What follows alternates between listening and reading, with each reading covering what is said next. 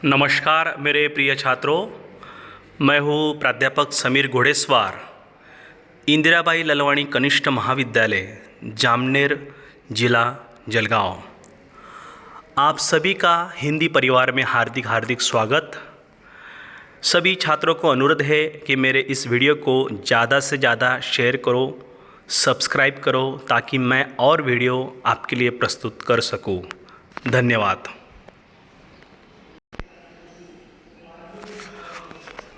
कक्षा 11वीं, विषय हिंदी योग भारती।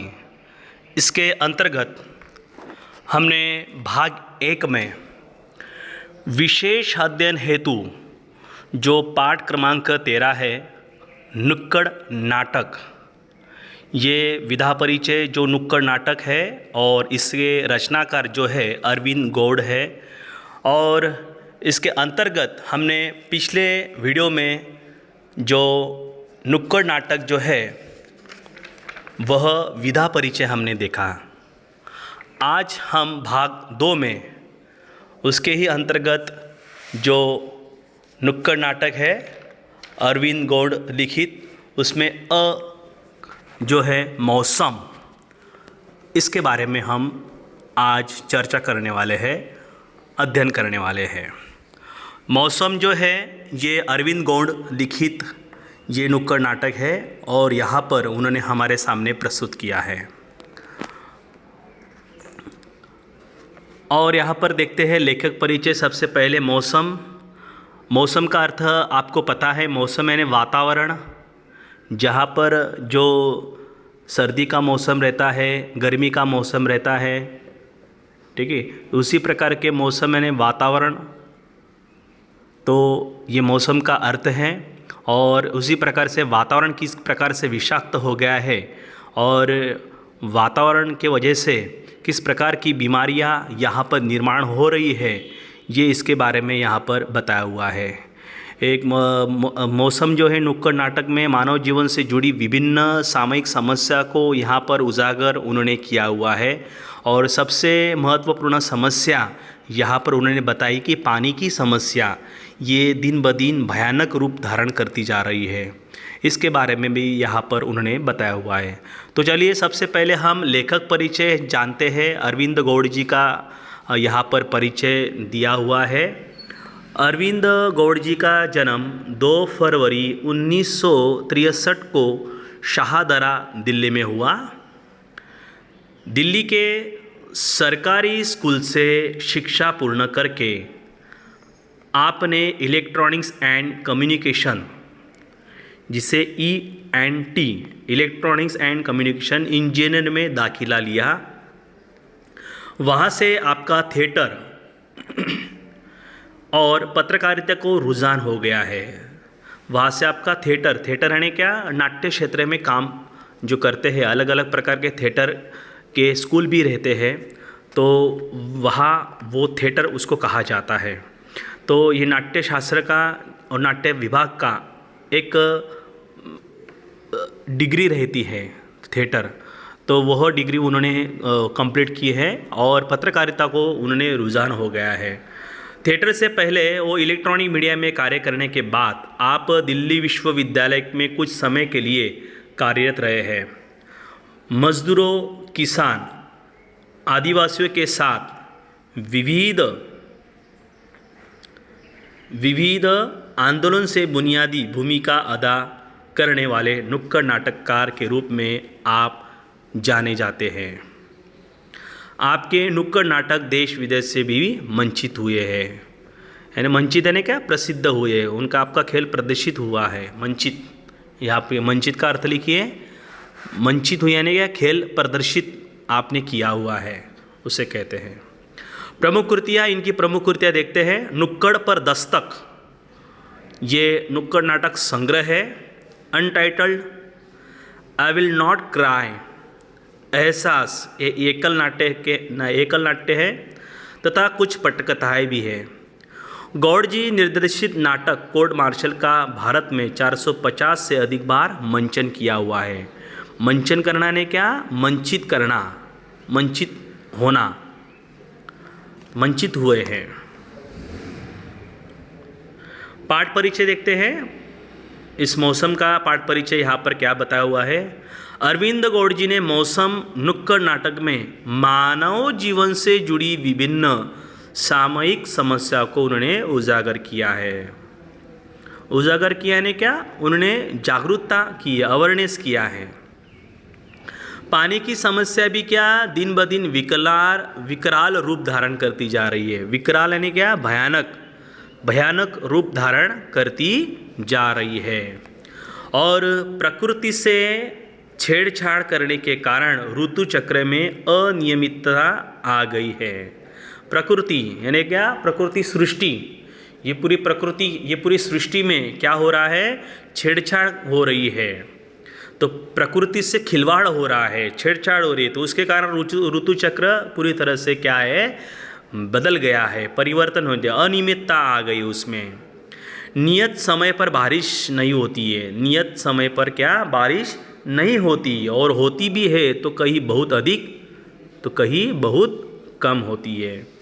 जल संचय नहीं हो पा रहा है। जहाँ संचय है वहाँ विभिन्न उद्योगों के कारण जल प्रदूषित क्या होता जा रहा है। प्लास्टिक के अत्यधिक उपयोग के कारण जल के बहाव में रुकावट आ रही है। प्लास्टिक का क्या हो रहा है, अत्यधिक क्या उपयोग के कारण क्या, जल का जो बहाव है, बहाव यानी क्या, बहना, प्रवाह बहना, उससे बहाव कहा जाता है, रुकावट आ रही है उसमें। और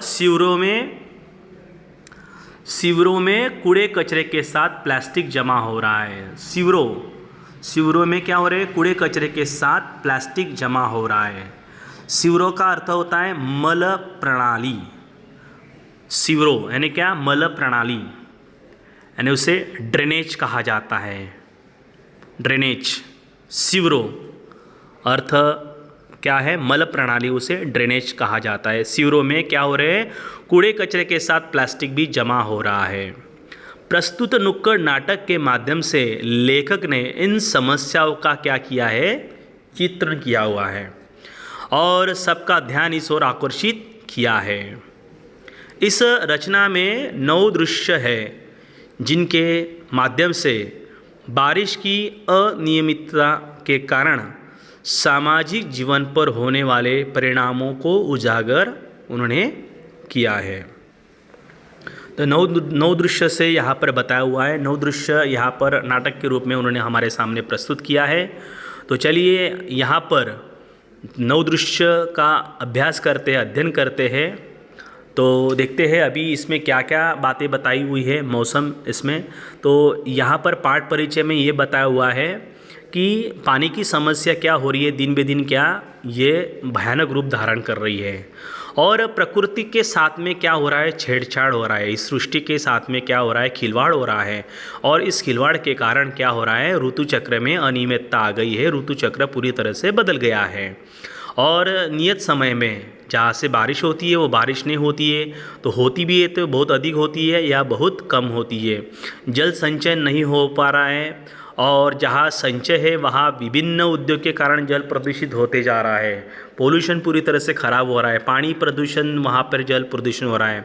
प्लास्टिक के अत्यधिक उपयोग के कारण क्या हो रहा है, जल के बहाव में रुकावट आ रही है। और रुकावट आने के बाद में पूरी तरह से ड्रेनेज जो है, कूड़ा कचरा प्लास्टिक से पूरी तरह से जमा हो रहा है। तो प्रस्तुत नुक्कड़ नाटक के माध्यम से लेखक ने यही समस्या इसमें बताई हुई है और इसके ओर उन्होंने आकर्षित किया हुआ है कि ऐसे सामाजिक दृष्टिकोण से हमें बदलाव आना चाहिए। सामाजिक दृष्टिकोण से हमारा सबका काम है कि ऐसा पोल्यूशन ना हो, प्लास्टिक वगैरह, जल प्रदूषण ना हो, वायु प्रदूषण ना हो, ठीक है, ध्वनि प्रदूषण ना हो। ऐसे कई प्रकार के प्रदूषण हैं, तो प्रदूषण नहीं होने चाहिए। पानी का प्रदूषण ये सबसे बड़ी समस्या है, ठीक है। तो ये यहाँ पर बताया हुआ है और 9 दृश्य के माध्यम से उन्होंने इस समस्या को उन्होंने आकर्षित किया हुआ है। तो चलिए यहाँ पर हम शुरू करते हैं। मौसम, अरविंद गौड़ लिखित ये नुक्कड़ नाटक है। तो सबसे पहले यहाँ पर प्रथम गीत उन्होंने बताया है कि गीत के माध्यम से यहाँ पर उन्होंने आकर्षित हमें किया हुआ है। तो देखिए सबसे पहले अरविंद गौड़ लिखित ये गीत किस प्रकार से यहाँ पर बताया हुआ है।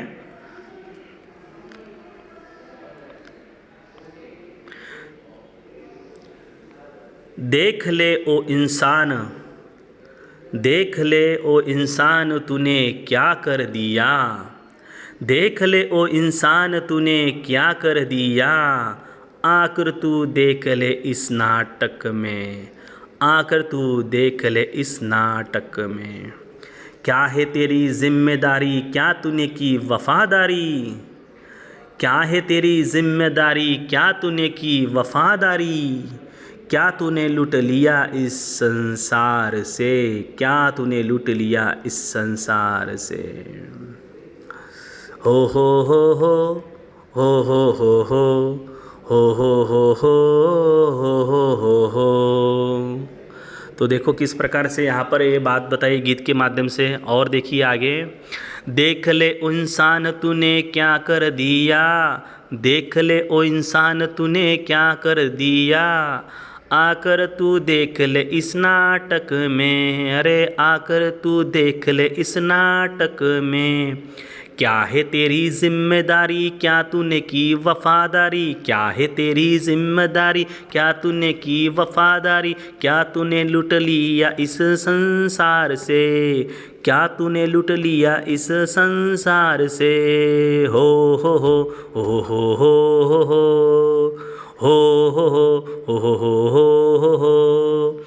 देख ले ओ इंसान तूने क्या कर दिया, आकर तू देख ले इस नाटक में, देख ले इंसान तूने क्या कर दिया, आकर तू देख ले इस नाटक में। क्या है तेरी जिम्मेदारी, क्या तूने की वफादारी, क्या है तेरी जिम्मेदारी, क्या तूने की वफादारी। वफादारी का अर्थ है वफादार होने का भाव। वफादारी शब्दार्थ लिखिए, वफादारी यानी क्या, वफादार होने का भाव। क्या है तेरी जिम्मेदारी, क्या तूने की वफादारी, क्या है तेरी जिम्मेदारी, क्या तूने की वफादारी, क्या तूने लूट लिया इस संसार से, क्या तूने लूट लिया इस संसार से। हो हो हो हो हो हो हो हो हो हो हो हो हो। देख ले ओ इंसान तूने क्या कर दिया, आकर तू देख ले इस नाटक में, आकर तू देख ले इस नाटक में। क्या है तेरी जिम्मेदारी, क्या तूने की वफादारी, क्या है तेरी जिम्मेदारी, क्या तूने की वफादारी, क्या तूने लूट लिया इस संसार से, क्या तूने लूट लिया इस संसार से। हो हो हो हो हो हो हो हो हो हो हो हो हो हो हो हो हो हो हो। एक कोरस था। तो इस प्रकार से यहाँ पर गीत गाते हुए हमारे ओर आकर्षित किया हुआ है। तो ये गीत यहाँ पर उन्होंने प्रस्तुत किया है और गीत के बाद में दृश्य क्रमांक 1 की ओर उन्हें हमारे ओर आकर्षित किया है। तो चलिए ये गीत हो जाते हैं कोरस के माध्यम से। और ये गीत ये नुक्कड़ नाटक में जब प्रवेश करते हैं, नुक्कड़ नाटक जब आरंभ होता है तो सबसे पहले ये गीत ऐसे प्रस्तुतिकरण किया जाता है ताकि दर्शक लोग उसके ओर आकर्षित हो सके और उसके ओर देखकर वहाँ पर रुक सके। तो इस प्रकार से यहाँ पर लेखक ने ये गीत हमारे सामने प्रस्तुत किया है। तो चलिए अभी दृश्य क्रमांक 1 की ओर यहाँ पर बताया हुआ है, आगे चलते हैं। आदमी एक कहता है, ये देख। आदमी 2, भाई कितना गंदा पानी है, इस पानी को पी लिया हो गया है क्या। आदमी एक कहता है, यही पानी हम सबके घरों में आता है और इस पानी की वजह से मेरा यह हाल हो गया है। अरे बाप रे। आदमी 2, यार तू तो गंजा हो गया एकदम। आदमी कहता है, अरे तेरे तो बहुत बाल है, तू कौन सा पानी इस्तेमाल करता है। आदमी 2 कहता है, अरे मेरे घर में भी ऐसा ही पानी आता है, लेकिन हम मिनरल वाटर का बड़ा वाला जार लेते हैं। आदमी कहता है, अरे वह 90 रुपये वाला।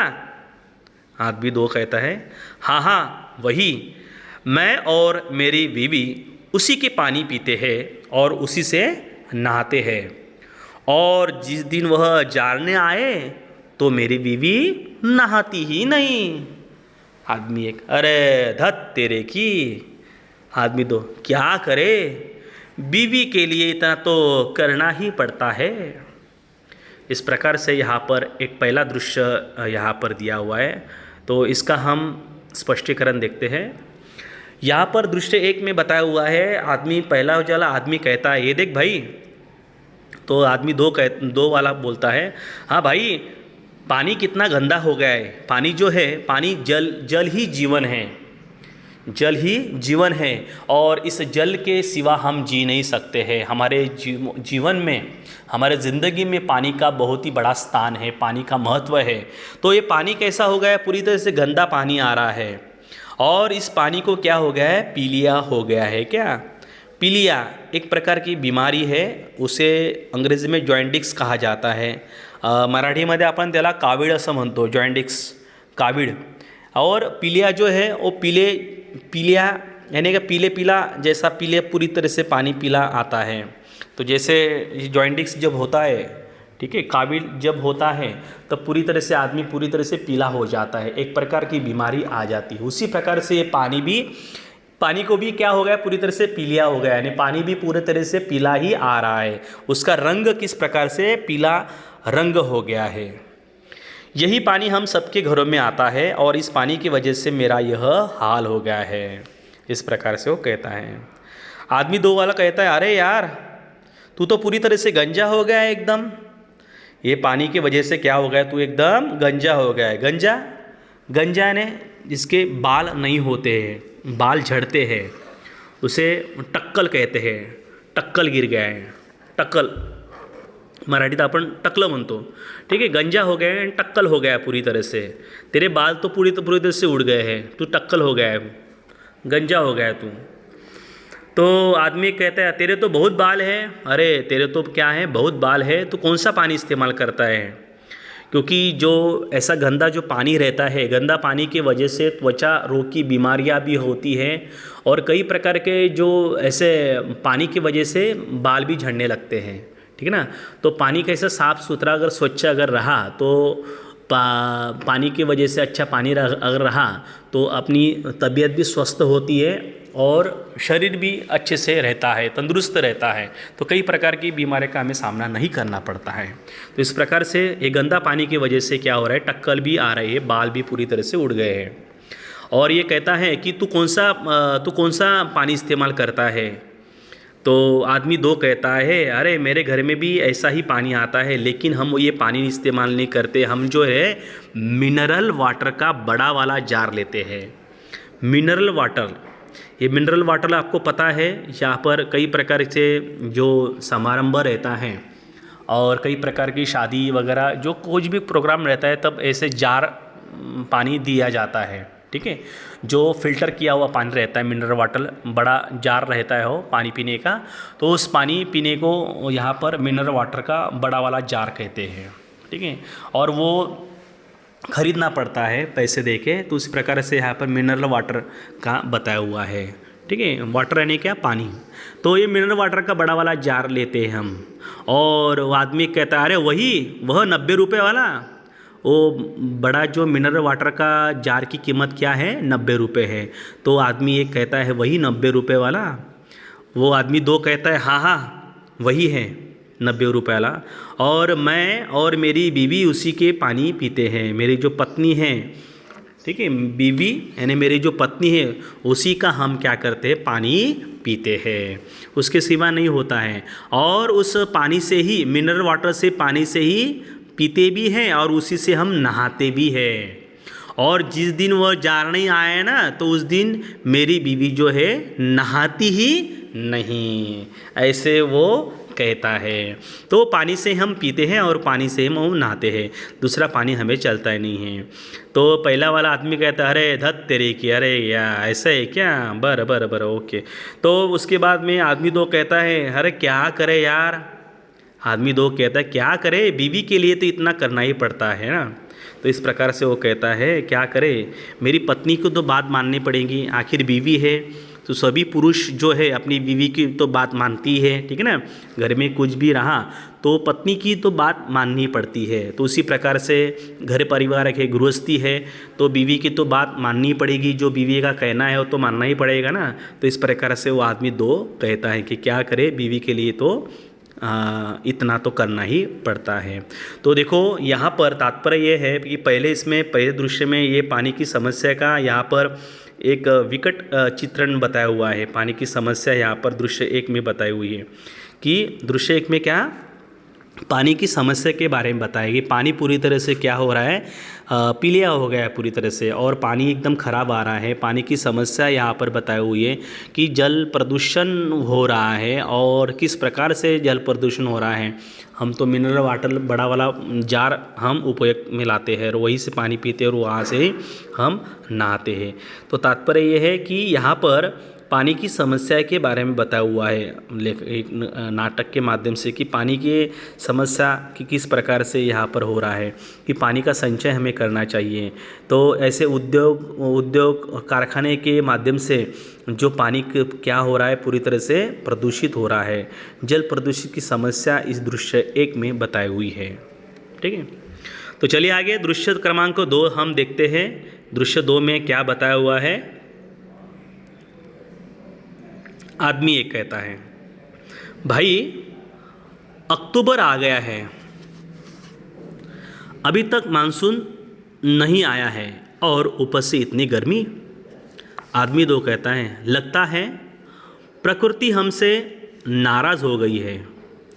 खुद ही देख लो, कहीं बाढ़ आ रही है, कहीं सूखा पड़ रहा है, समझ नहीं आ रहा है क्या हो रहा है। आदमी 3 कहता है, भैया देखना दिसंबर जनवरी में बारिश होगी बेमौसम। आदमी 4 कहता है, पूरी दुनिया में कलयुग फैल गया है, कलयुग, और वह भी तुम जैसे पापियों की वजह से। कूड़ा करकट तुम फैलाओ, पोल्यूशन तुम करो, गंदगी तुम फैलाओ। आदमी कहते हैं, अच्छा जी भाई साहब, और जो आपकी 4 फैक्ट्रियाँ है उनका कूड़ा कचरा कहाँ पर जाता है।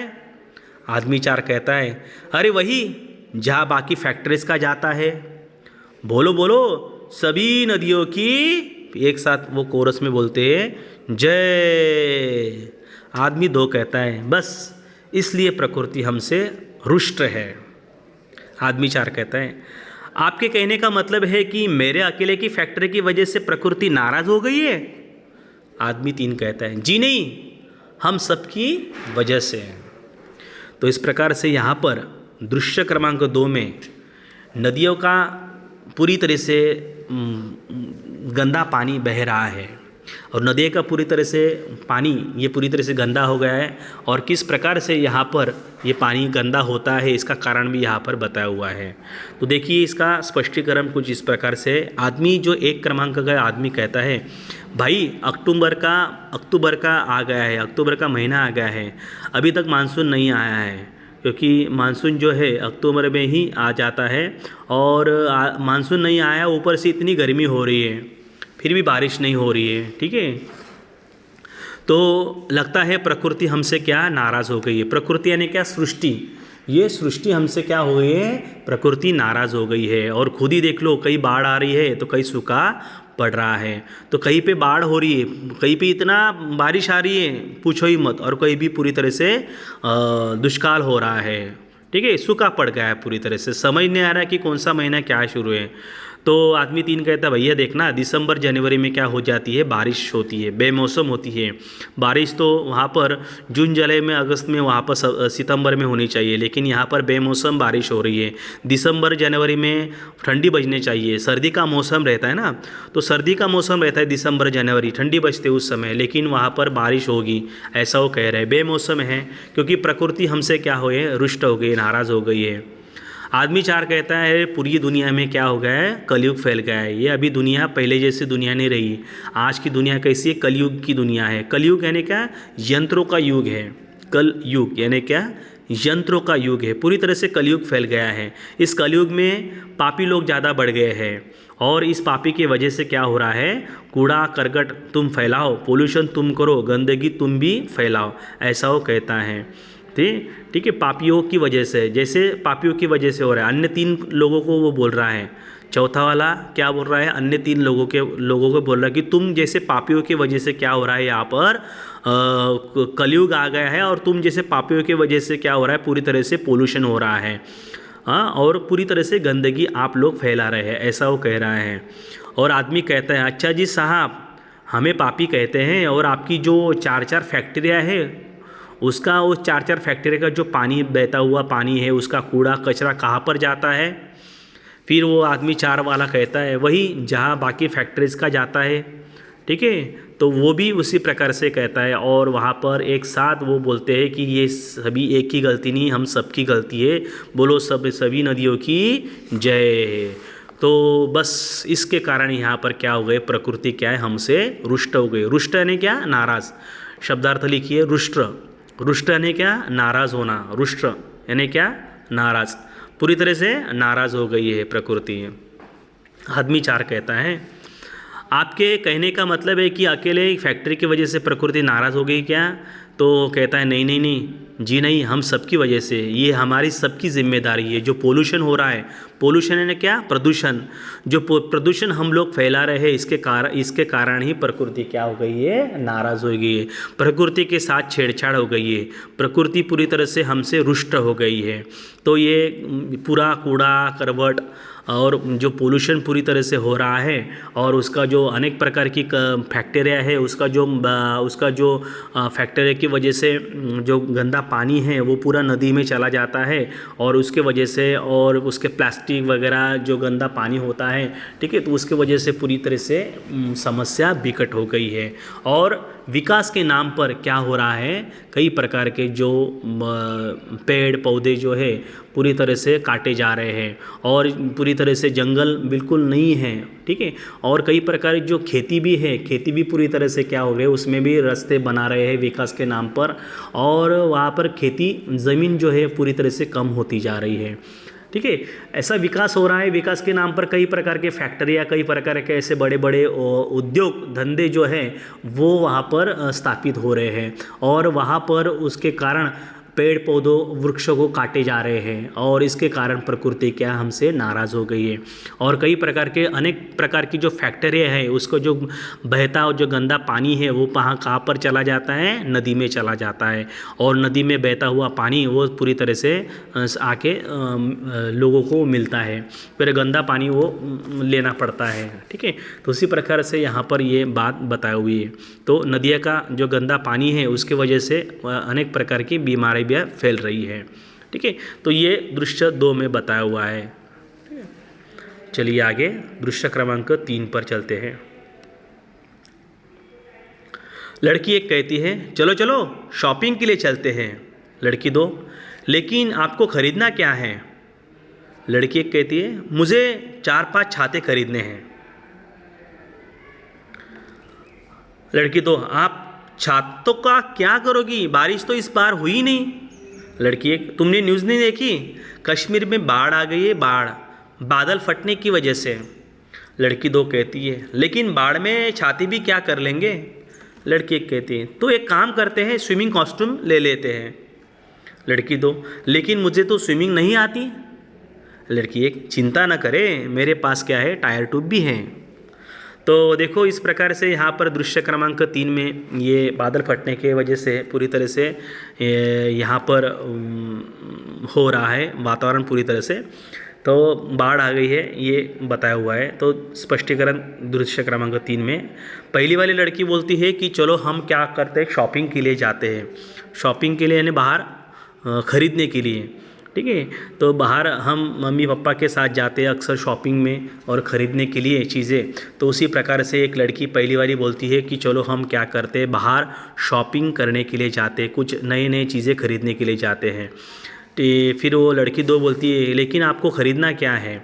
तो पहली वाली लड़की बोलती है कि मुझे क्या 4-5 छाते खरीदने हैं, कि मुझे क्या करना है, छाते, जो अक्सर हम छाते क्या अक्सर हम बारिश में उसका उपयोग करते हैं बारिश से बचने के लिए, तो हमें छाते खरीदने हैं। तो लड़की 2 कहती है कि आप छातों का करोगी क्या, बारिश तो इस बार नहीं हुई है, तो छातों का करोगी, छाता ऐसे पड़े रहेंगे, तो उसकी ज़रूरत नहीं है। फिर पहली वाली लड़की, अरे तुमने न्यूज़ देखा नहीं है, यहाँ पर कश्मीर में क्या हो गया है, बाढ़ आ गई है, पूरी तरह से बाढ़ आ गई है। तो बाढ़ आने की वजह से क्या, बादल फटने की वजह से हो रहा है, यहाँ पर बाढ़ आ गई है। तो बादल फटने की वजह से पूरी तरह से बाढ़ यहाँ पर आ गई है। तो फिर लड़की 2 बोलती है, लेकिन बाढ़ में छाते भी क्या कर लेंगे, अरे तो एकदम पूरी तरह से बाढ़ आ गई है और बादल पूरी तरह से फट गए हैं, ठीक है ना, उसका छाता का तो उसका उपयोग नहीं है, तो छातों का क्यों करेगी क्या। फिर पहली वाली लड़की बोलती है, ठीक है, फिर एक काम करते हैं, छाते तो नहीं लेते, फिर उसके बाद स्विमिंग कॉस्ट्यूम ले लेते हैं। क्या लेते हैं, स्विमिंग कॉस्ट्यूम। ये आपको पता है स्विमिंग कॉस्ट्यूम यानी क्या, जहाँ पर जल तरंग तालाब होता है, स्विमिंग करने के लिए उसका उपयोग करते हैं। कॉस्ट्यूम यानी उसका गणवेश रहता है, ठीक है, उसका पोशाक रहता है। कॉस्ट्यूम यानी क्या, पोशाक। तो स्विमिंग करने के लिए जो पोशाक पहना जाता है उसे स्विमिंग कॉस्ट्यूम कहते हैं, ठीक है। जैसे जल तरंग तालाब में आप स्विमिंग के लिए जाते हैं तो वहाँ पे स्विमिंग कॉस्ट्यूम रहता है, तो वहाँ पर ये स्विमिंग कॉस्ट्यूम यहाँ पर बताया हुआ है। लेकिन मुझे तो स्विमिंग नहीं आती, तो यहाँ पर लड़की 2 कहती कि मुझे स्विमिंग नहीं आती। तो लड़की 1 कहती है, अरे ठीक है, स्विमिंग नहीं आती ना, तो चिंता ना कर, तो मेरे पास क्या है, टायर ट्यूब भी है, टायर और ट्यूब भी है, ठीक है। तो टायर ट्यूब भी है, तो उसके कारण तू क्या, वहाँ से वो पकड़ के तू तेरी जान बचा सकती है, और आगे तू तेरा जो है वो तेरे लिए लाभदायक रहेगा, ठीक है। टायर ट्यूब यानी क्या, टायर और ट्यूब आपको पता है, जैसे समंदर पर, तालाब पर या स्विमिंग करने के लिए वैसे ट्यूब दिया जाता है, ठीक है। तो उससे खुद का हम बचाव करते हैं, तो ये ट्यूब की वजह से हम क्या करते हैं, प्रैक्टिस भी करते हैं, हाँ, स्विमिंग की, ठीक है। तो उसी प्रकार से यहाँ पर ये टायर ट्यूब कहा गया है। तो चिंता मत कर, अगर स्विमिंग कॉस्ट्यूम नहीं है तेरे पास, स्विमिंग कॉस्ट्यूम नहीं लेंगी तो तू टायर ट्यूब ले, टायर ट्यूब मेरे पास है, तो उससे तू काम चला लेना। तो यहाँ पर एक घटना बताई हुई है कि कश्मीर में पूरी तरह से बाढ़ आ गई है, बाढ़ की वजह से, बादल फटने की वजह से पूरी तरह से कश्मीर में बाढ़ आ गई है। तो छाता लेने का इसका उपयोग नहीं है, छाते की वजह से कुछ नहीं होगा, क्योंकि ये जो पानी है पूरी तरह से बाढ़ आने की वजह से जो पानी का निकास जो है, पानी बाहर जाना है वहाँ पर नहीं जाएगा, पूरी तरह से घुटनों भर वहाँ पर पानी रहेगा। तो इसके वजह से वहाँ पर हमें क्या, छाता उसका कुछ उपयोग नहीं करेगा, स्विमिंग कॉस्ट्यूम भी उसका उपयोग नहीं करेगा। टायर ट्यूब की वजह से हम अपनी जान बचा सकते हैं पूरे, क्योंकि पानी वहाँ पर क्या हो जाता है, घुटनों तक आता है पानी, कभी कभी कमर तक भी पानी आ जाता है, इतना पूरे पानी रास्ते पर हो जाता है। तो ऐसे से बचने के लिए हमें क्या, टायर ट्यूब का ही उपयोग हम करवा सकते हैं, ये बात यहाँ पर बताई है। अक्सर हम देखते हैं मुंबई पुणे में जहाँ से बहुत सारी बारिश होती है, तो उस बारिश की वजह से क्या होता है, पूरे रास्ते पर पूरी तरह से पानी हो जाता है, और रास्ते पर पानी इतना हो जाता है भारी मात्रा में, घुटनों तक, कमर तक पानी होता है, ठीक है ना। अक्सर लोग बहते रहते हैं लोग, ठीक है, लोग बाहर भी नहीं आते हैं, और गाड़ियाँ जो रहती है, गाड़ियाँ भी बहते हमें दिखाई देते हैं, अक्सर ऐसा होता है, ठीक है ना। तो इस प्रकार से ये दृश्य बताया हुआ है कि बादल फटने की वजह से पूरी तरह से बाढ़ आ गई है कश्मीर में, और उसमें हमें बचाव करने के लिए सबसे एकदम एकमात्र उपाय है क्या, टायर ट्यूब खरीद लो, और टायर ट्यूब से क्या अपनी आप जान बचा सकते हैं, ये बात यहाँ पर बताया हुआ है।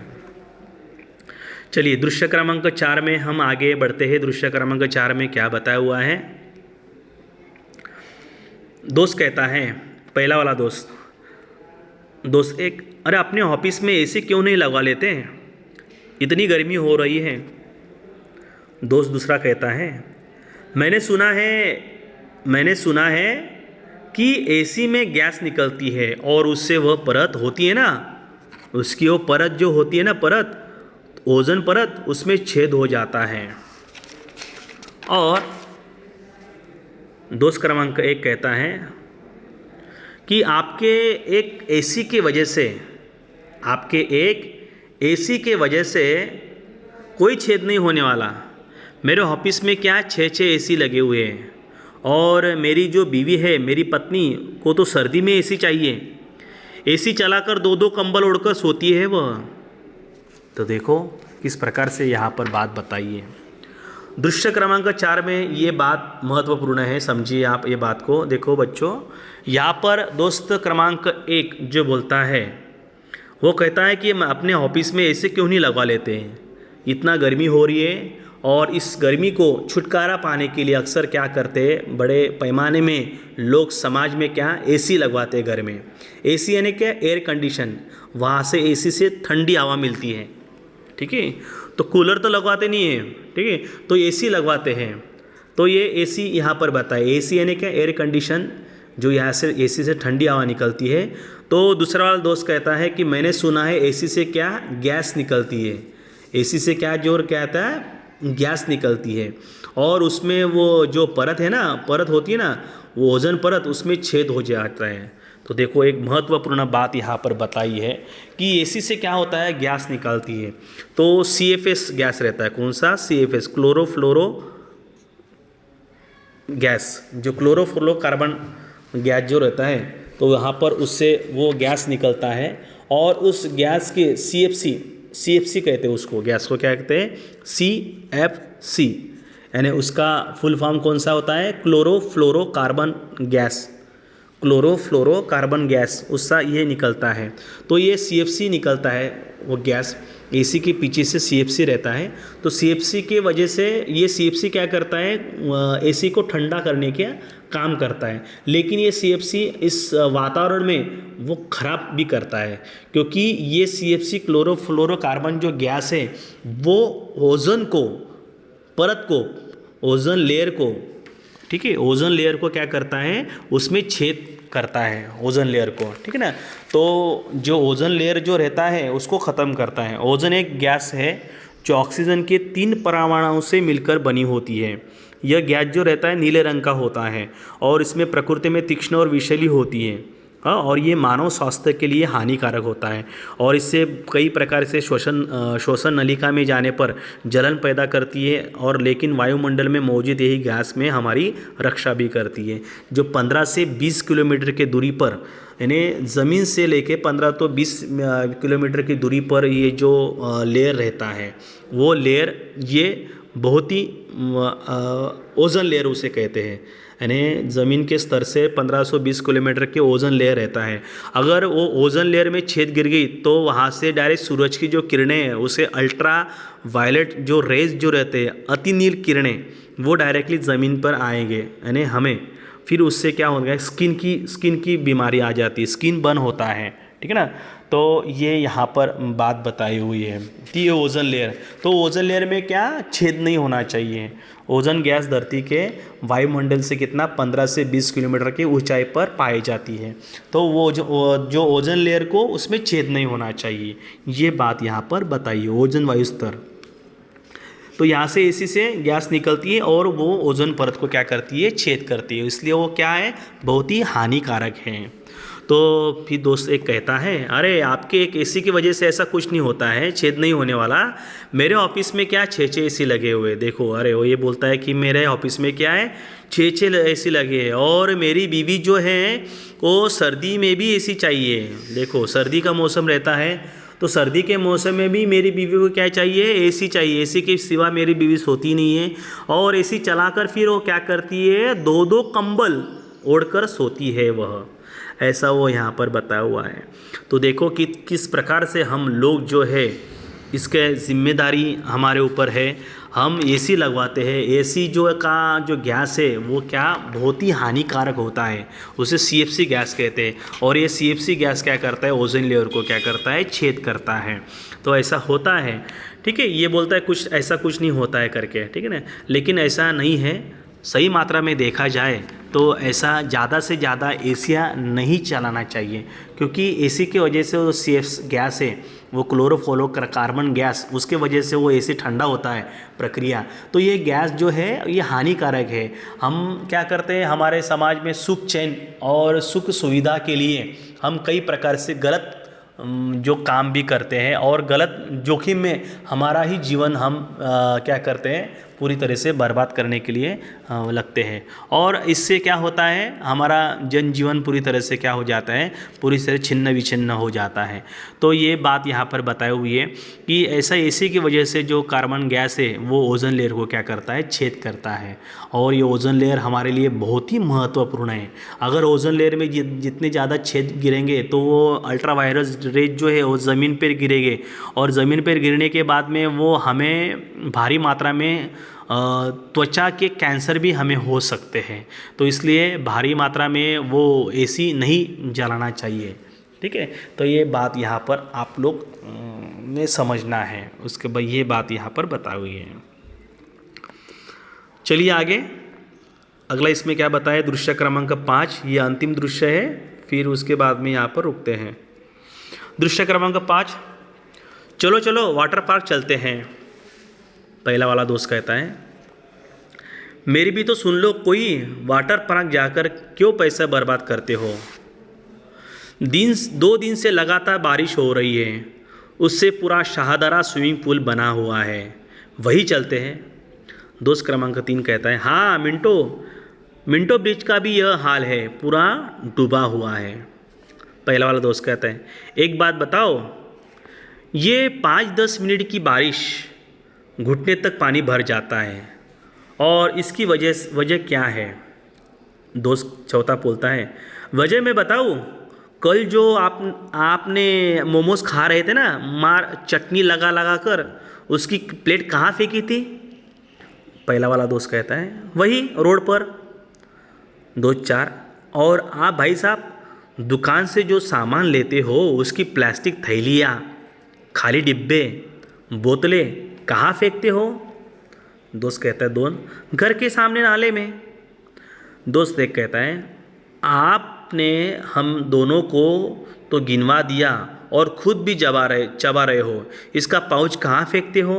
बोलो बोलो, आप भी वही करते हो ना जो सब करते हैं।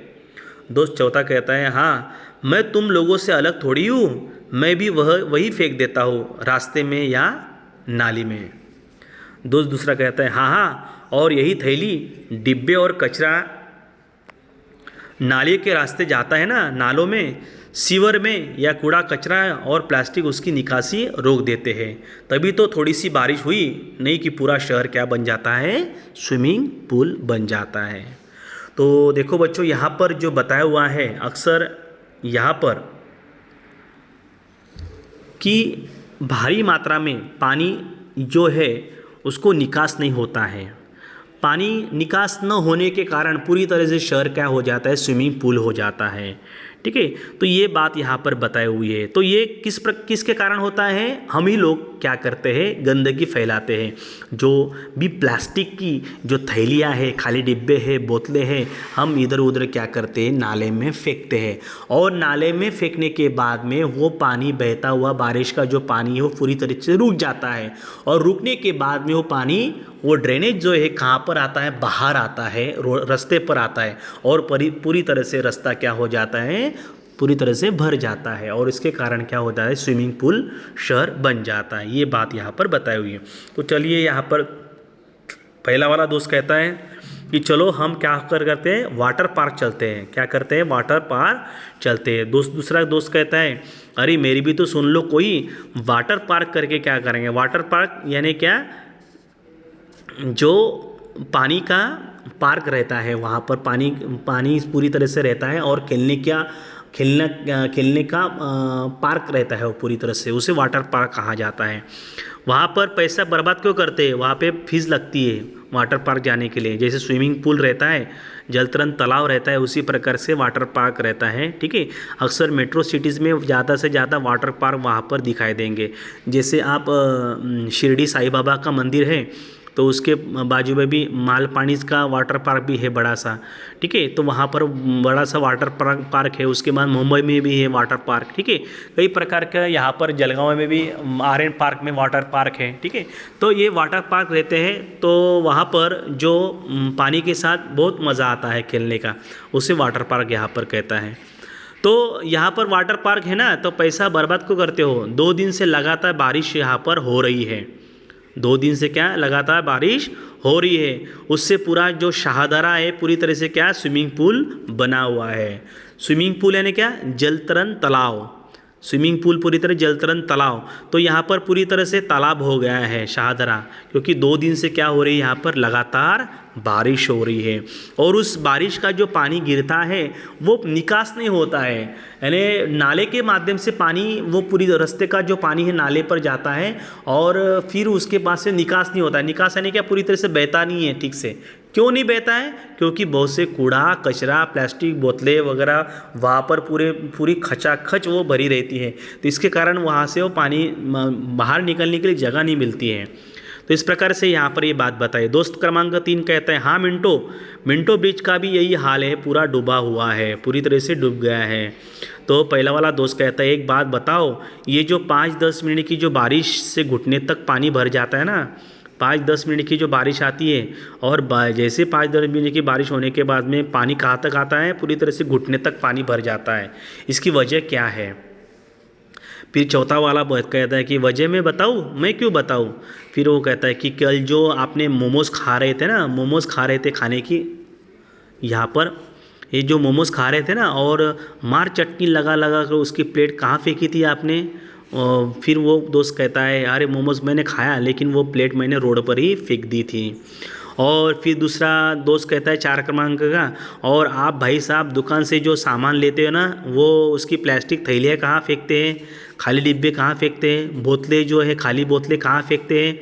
तो दोस्त 2 कहता है कि मैं ठीक से घर के सामने फेंक देता हूँ, और घर के सामने कहाँ पर, नाले में फेंकता हूँ, ठीक है ना। तो नाले में यहाँ पर कूड़ा कचरा करने की जगह नहीं रहती है। हम लोग क्या करते हैं, अक्सर क्या करते हैं, नाले में ही कचरा जमा कर लेते हैं, और नाले में कचरा जमा होने की वजह से जो बहता हुआ पानी है वो पूरी तरह से रुक जाता है, उसको पानी बहने के लिए मार्ग नहीं रहता है, वहीं से वही वो पानी पूरी तरह से रुक जाता है। दोस्त 1 क्रमांक कहता है कि आपने हम दोनों को कितना गिनवा दिया है, खुद जो जब चबा रहे हो इसका पाउच कहाँ फेंकते हो?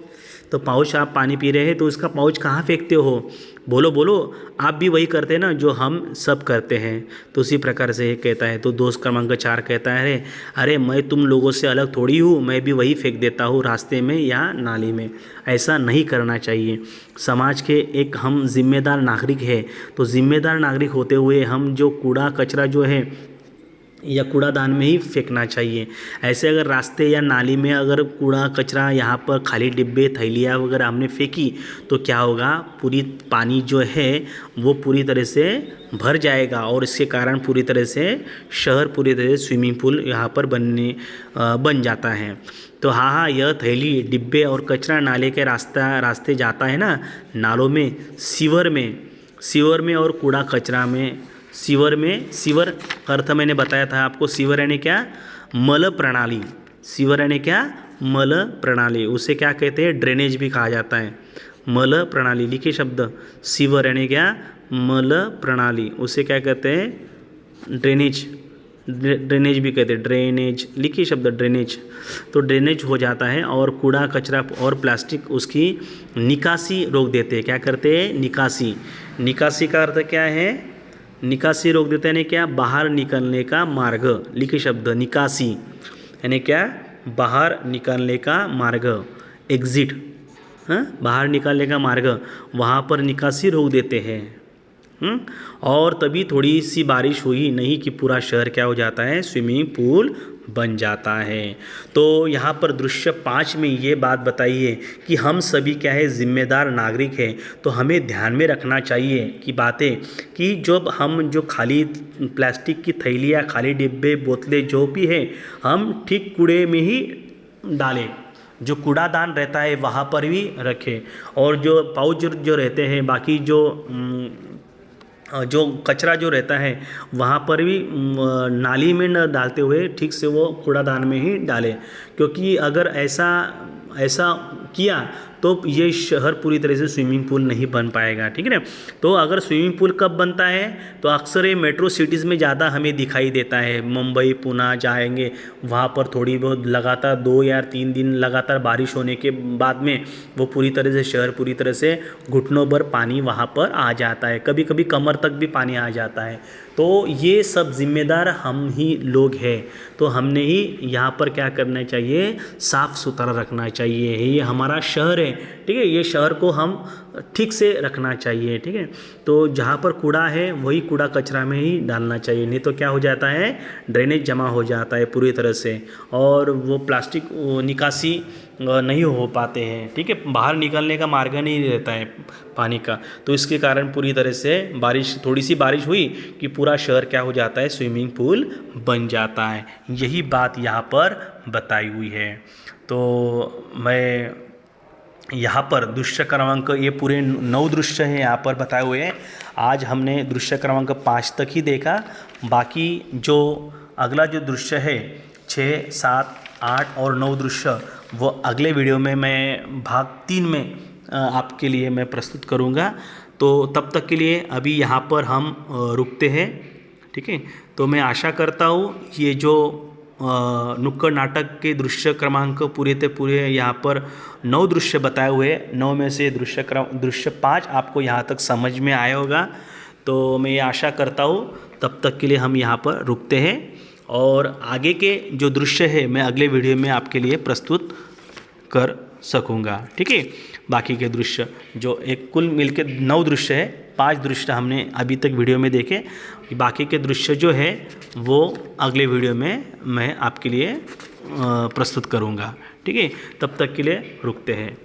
धन्यवाद। जय हिंद, जय भारत।